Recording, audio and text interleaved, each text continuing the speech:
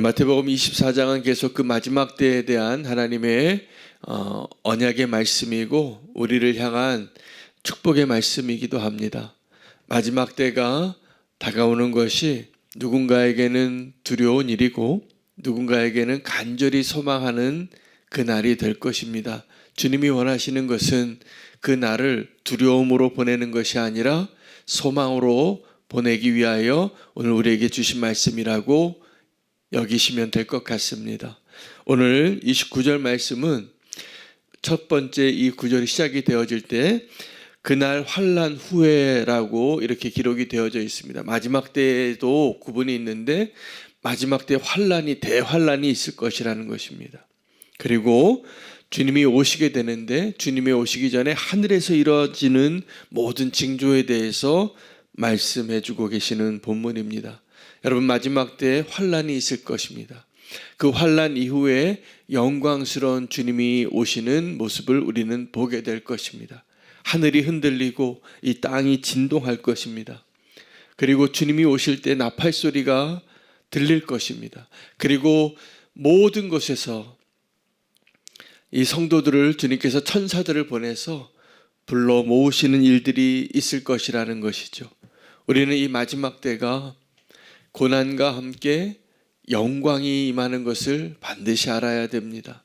여러분, 이 마지막 때를 향한 우리의 생각 가운데, 우리의 믿음 가운데 주님이 그 마지막 때에 비밀을 이야기하시면서 계속 우리에게 깨어 있으라고 말씀하시는 거거든요. 여러분, 꼭 깨어 있으시기를 바랍니다. 그것을 위해서 이 종말에 대한 두 가지 비밀을 알아야 됩니다. 하나는 확실한 것입니다. 비밀은 종말이 반드시 온다는 것입니다. 그런데 이 종말은 또 확실하지 않은 거가 있어요. 우리가 모르는 겁니다. 그 때와 시기를. 그러면서 오늘 주님께서 말씀해 주시는 그 비유로 사용하신 대상이 무화과 나무입니다. 여러분, 성경에서 예수님께서 예루살렘 성에 올라가실 때에 무화과 나무를 보시고 저주하신 거 기억나실 겁니다. 왜 저주했습니까? 열매를 찾았는데 열매가 없는 겁니다. 잎사귀만 무성한 것입니다. 이것도 이 무화과 나무의 종말에 대한 비유에 해당되어지는 주님의 가르치심입니다. 마지막 때에 주님 우리에게 요구하시는 것은 열매 맺는 자가 되는 거예요. 그런데 열매 맺지 않는 자들이 어떤 자들이냐면 외식하는 자들입니다. 열매가 있는 것 같은데 열매가 없습니다. 나무가 잎사귀가 무성한데 열매가 없습니다. 주님은 그 나무에 다가가서 열매를 찾으시는 거죠. 우리의 삶에도 동일한 기대를 하고 계시는 것입니다. 마지막 때에 무화과 나무의 비유는 두 가지 의미가 있는데 하나는 우리 자신이에요. 성도의 삶 가운데 주님이 그 마지막 때에 무화과 나무에서 찾으시는 그 열매 드러날 겁니다. 또 하나는 이 무화과 나무가 우리 성도를 의미하는 것이 아니라 시간을 의미합니다. 시계 같습니다. 그래서 무화과 나무의 비유를 들으면서 32절에 말씀하시는 겁니다. 너희는 한번 읽겠습니다. 무화과 나무의 비유를 배우라.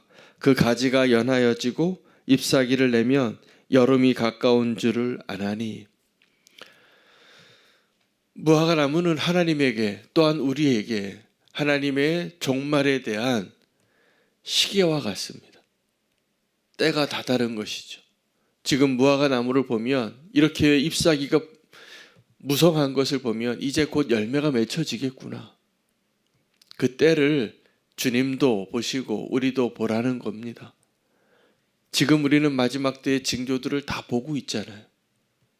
그럼 우리는 어떻게 살아야 되냐 하면 주님이 저 문 앞에 다가와서 이미 서 계시구나. 주님이 오실 때가 다 됐구나. 이렇게 생각하고 살라는 겁니다. 여러분, 우리는 종말의 때를 살면서 종말의 확실성과 종말의 불확실성을 깨달아야 합니다. 이게 하나님의 은혜의 영역이에요. 여러분, 종말이 정말 올까요? 온다고 믿으십니까? 안 믿고 싶지 않습니까? 안 오시면 좋겠습니까? 우리는 두 가지 마음이 다 있습니다. 이 종말의 확실성과 종말의 불확실성이죠. 종말의 확실성을 이야기해 주신 이유는 우리가 마치 종말이 안 올 것 같이 사는 모습으로 살까 봐요. 또 종말의 불확실성에 대해서 말씀해 주신 이유는 그 때와 시기를 너희가 알지 못하느니라. 우리가 그것을 알지 못하고 있지만 사실은 그 때를 알라는 거예요. 여러분, 지금은 우리가 그 무화과 나무의 비유를 통하여서 하나님께서 이 마지막 때를 분별하라고 말씀해 주시는 하나님의 음성을 반드시 들어야 합니다. 그 마지막 때가 오면 어떤 결과가 있느냐 하면 나누어질 겁니다. 오른편과 왼편으로. 그 마지막 때의 그 시간의 정점에 우리는 저도 모르고 인자도 모르고 성령도 모르신다는 거예요. 오직 아버지만 아신다는 거예요. 근데 그 때가 오면 분명히 드러날 겁니다. 어떻게요?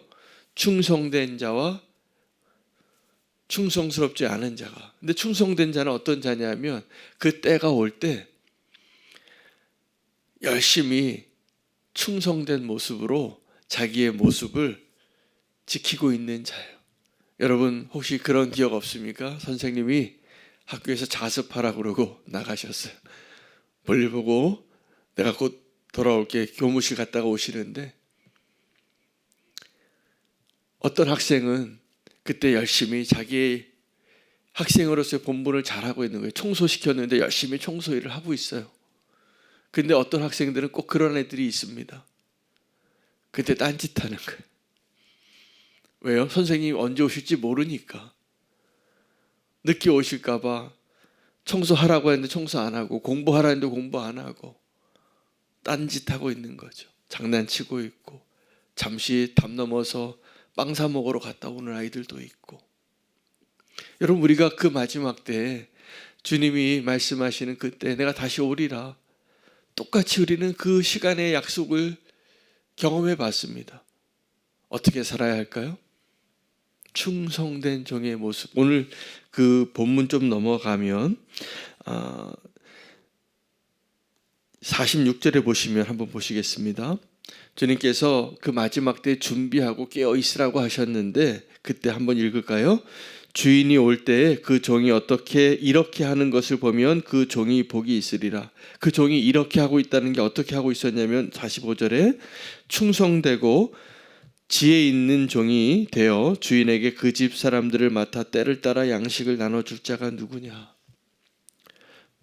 인자가 올 때, 주인이 올 때 맡겨준 일을 열심히 하고 있는 자가 되어서 그 모습을 주인이 발견하면 복이 있다라는 거예요.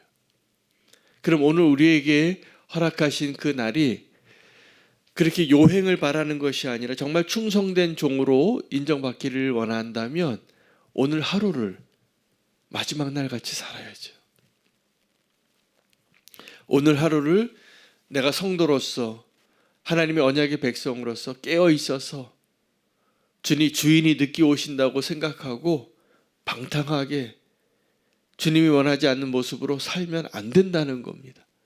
이게 축복인 이유가 정말 우리가 그런 마음으로 살면 우리는 하루하루를 어떻게 살까요? 오늘 마지막 날인 것처럼 살면 어떻게 살까요? 후회 없이 사는 것. 게으를 수 없습니다. 내 마음대로 살 수 없습니다. 주님이 이제 오실지도 모르는데 우리는 다 이런 요행을 바라는 마음이 있는 거죠. 지금은 좀 게으르게 내가 원하는 대로 좀 살다가 주님이 오시는 날 딱 맞춰서 옷 단정하게 입고 바른 자세로 앉아서 칭찬받아야지. 이게 불가능하다는 거예요. 여러분, 이거 불가능합니다. 꼭 깨달으시기 바랍니다. 내가 주님이 오시는 그날에 맞춰서 칭찬받아야지. 그런 일은 있을 수 없습니다. 그것이 하나님이 의도하는 바가 아닙니다. 악한 자들을 책망하는 자들의 모습이 48절부터 51절에 기록이 되어져 있습니다. 그 악한 종이 생각하기에 어떻게 생각했냐면 주인이 더디 오리라 라고 생각했다는 것. 여러분, 충성된 자가 되기를 원하십니까? 악한 자가 되기를 원하십니까? 충성된 자가 되길 원하시잖아요. 그러면 시계를 보셔야 돼요. 무화과 나무를 보셔야 돼요. 근데 그 무화과 나무의 시계는 지금도 때가 다 됐다고 가리키고 있는 거예요. 지금이 언제냐면 12시 5분 전인 거예요. 12시 5분 전. 그럼 5분 지나면 주님이 오시겠구나. 이렇게 생각하고 오늘을 사시기를 축복합니다. 무화과 나무의 비유를 생각하시기를 바랍니다. 후회 없이 사랑하십시오. 왜 미워하고 왜 시험이 듭니까? 우리를 사랑하기에도 시간이 없는데. 주님께서 맡겨주신 그 일을 충성스럽게 감당하기에도 우리의 시간이 너무나 짧습니다. 그런데 왜 우리는 오래 살고 싶어 하죠? 왜 오래 살고 싶습니까? 이 땅이 그렇게 좋으세요? 아니에요. 이 땅에서의 그 축복을 도리어 누리지 못하고 다른 생각을 할 때 우리는 조금 더 살고 싶은 마음이 들 때가 있습니다. 이 세상의 즐거움. 아닙니다. 여러분, 이 세상에서 아무리 좋은 것도 주님이 약속하신 그 천국에서의 기쁨과 영광과 비교할 수 없습니다. 그런데 오늘 이 땅에서의 시간이 우리에게 축복이 되는 이유는 그 영원한 축복을 얻기 위한 하나님의 축복의 시간을 오늘 우리가 살아내는 거예요. 저는 아주 가까운 사람 가운데 이 종말의 때를 살고 있는 사람이 있어요. 시한부 인생을 사는데 그런 이야기를 해요. 어떤 사람들이 자살을 하는 기사를 보는 거예요. 이렇게 얘기를 했어요, 저한테. 왜 저렇게 자살하려고 하는지 모르겠다고. 나는 살고 싶은데. 그 하루 나한테 좀 주지. 이런 말을 하는 거예요. 여러분, 오늘 우리가 너무 힘들다, 괴롭다 생각하고 살아가는 오늘 하루가 누군가에는 그렇게 살고 싶은 그 하루일 겁니다. 그러므로 하나님 오늘 우리에게 오늘을 주셨어요. 저는 이 종말에 대한 예언이 언제를 위한 하나님의 말씀이냐 하면 오늘을 위한 말씀이라고 믿어요. 오늘 우리가 잘 살아야 합니다. 오늘 우리가 흔들림 없는 믿음으로, 후회 없는 사랑으로, 충성된 모습으로 낭비하지 마시기를 바랍니다. 오늘 하루의 삶을 최선을 다해서 사십시오. 하나님이 기뻐하시는 일이 무엇인가 생각하고 사십시오. 요즘 우리가 사순절을 보내면서 예의 기에 어떻게 하면 예수님을 기쁘시게 해드릴 수 있을까? 이 도전을 하면서 지금 시간을 보내고 있는데 우리가 이 마지막 때를 잘 사는 비결은 어떻게 하면 내가 기쁠까를 위해서 사는 것이 아니라 어떻게 하면 예수님이 기쁘시게 할까 물으십시오. 그리고 순종하십시오. 아주 작은 일에서부터. 우리의 삶이 바뀔 것이고 우리를 통해서 세상이 바뀔 것이라 믿습니다.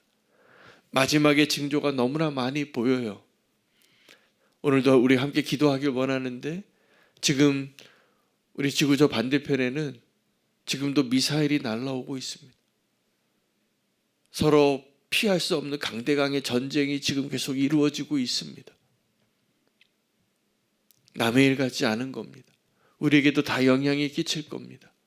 근데 더 우리가 기도해야 할 바는 그 가운데에서도 하나님이 이루시고자 하는 그 무언가를 깨달아야 합니다. 우리에게 주시는 메시지가 있다는 것이죠. 오늘 우리는 정말 주님이 원하시는 모습으로 살기를 원합니다.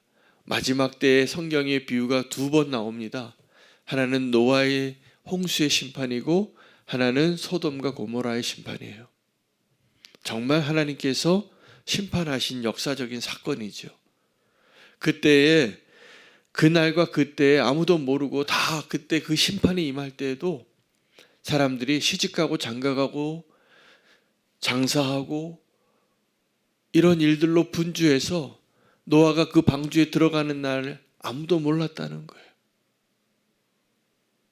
정말 이 마지막 때를 하나님이 원하시는 축복으로 살기를 원한다면 그 마지막 때를 오늘로 여기고 오늘을 마지막 날 같이 사시는 축복을 누리시기를 기도합니다. 오늘 33절에 보면 한번 같이 보시겠습니다. 이와 같이 너희도 이 모든 일을 보거든. 우리가 지금 보고 있어요. 인자가 가까이 곧 문 앞에 이른 줄을 알라. 여기서 인자라고 기록되어져 있는 이 단어가 다른 번역본에는 시간, 때라고 기록이 되어져 있습니다. 시간이 인자가 바로 문 앞에 와 있다는 거예요. 그럼 우리는 어떻게 해야 합니까? 깨어 있어야죠. 오늘 하루를 깨어 있음으로 사시는 저 여러분 되시면 좋겠습니다. 오늘 마지막 때에 또 한번 주님께서 주신 말씀 무화과 나무의 비유로 그 교훈으로 깨달으라. 오늘 주신 말씀 가지고 기도하겠습니다. 함께 기도할 때